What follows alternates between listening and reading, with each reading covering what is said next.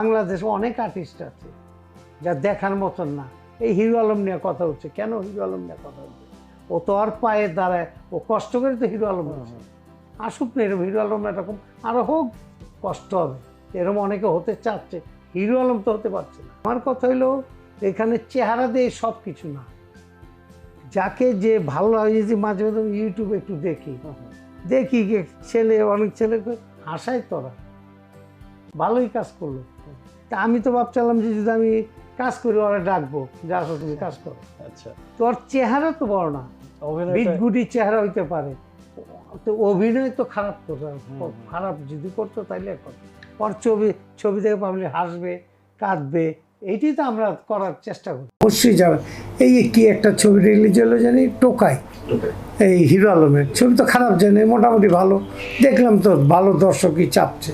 তো হিরো আলমের যদি এই দর্শক হয়, তা আমি তো মনে করি হিরো আলমের স্টারই, তোর ছবি তো ভালো গেছে, আমি দোয়া করি আরও ভালো যাক, সবার ছবি ভালো চলুক, সুন্দরভাবে চলুক। বাংলাদেশের যে যেখানেই ছবি বানাচ্ছে প্রতিটা ছবি যেন ভালো চায়, এটা আমি আশা করি। হিরো আলম নিয়ে তো সবাই নেগেটিভ মন্তব্য করে, বলে যে তার যোগ্যতা নাই, সে কেন সিনেমা বানাবে। এই বিষয়টা, যোগ্যতা, দিলদারের কি যোগ্যতা ছিল?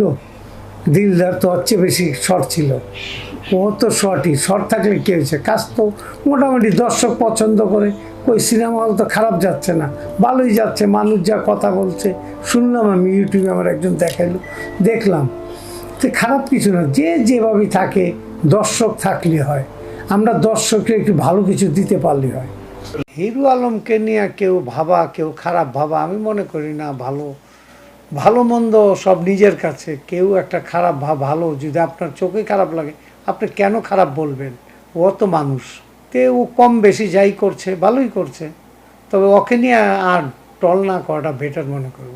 এটা নিয়ে চিন্তা আপনারা যদি মনটা উদার করে করেন, ভালো কিছু আশা করতে পারেন।